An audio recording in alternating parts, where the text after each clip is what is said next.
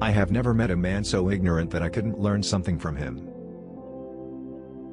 I do not feel obliged to believe that the same God who has endowed us with sense, reason, and intellect has intended us to forego their use. You cannot teach a man anything, you can only help him find it within himself.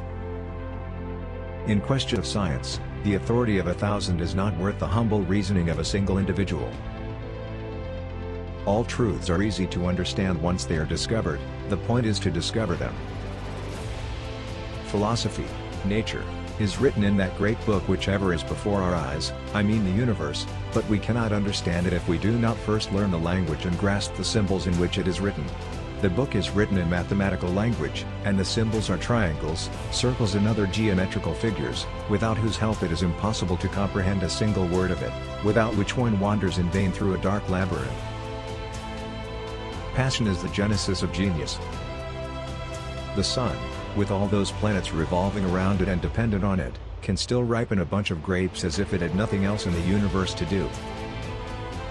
For in the sciences the authority of thousands of opinions is not worth as much as one tiny spark of reason in an individual man. Besides, the modern observations deprive all former writers of any authority, since if they had seen what we see, they would have judged as we judge. It is a beautiful and delightful sight to behold the body of the moon. There are those who reason well, but they are greatly outnumbered by those who reason badly.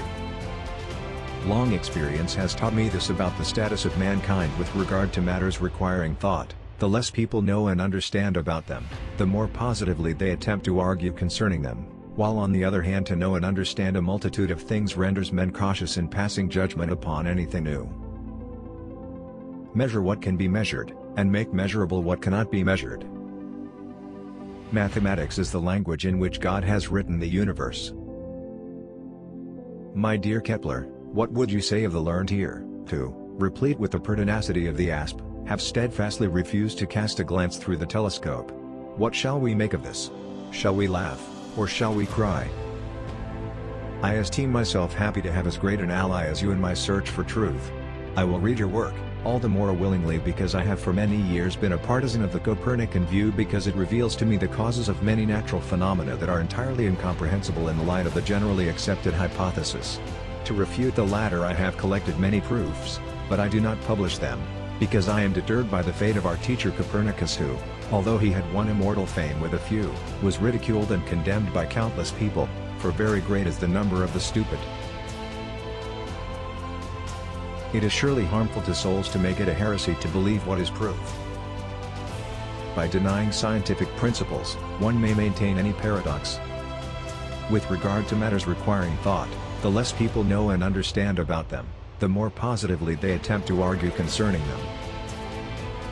See now the power of truth, the same experiment which at first glance seemed to show one thing, when more carefully examined, assures us of the contrary.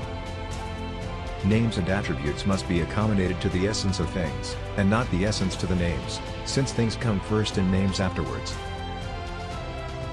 The sun, with all the planets revolving round it, and depending on it, can still ripen a bunch of grapes as though it had nothing else in the universe to do.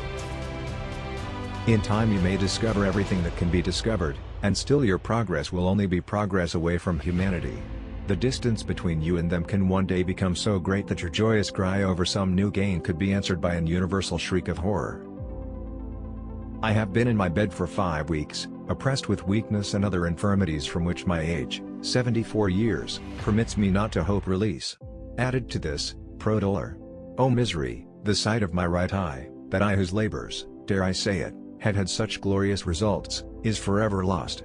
That of the left, which was and is imperfect, is rendered null by continual weeping. And, believe me, if I were again beginning my studies, I should follow the advice of Plato and start with mathematics. Who indeed will set bounds to human ingenuity? Who will assert that everything in the universe capable of being perceived is already discovered and known? I think that in the discussion of natural problems we ought to begin not with the scriptures, but with experiments and demonstrations. To our natural and human reason, I say that these terms large, small, immense, minute, etc. are not absolute but relative. The same thing in comparison with various others may be called at one time immense and at another imperceptible.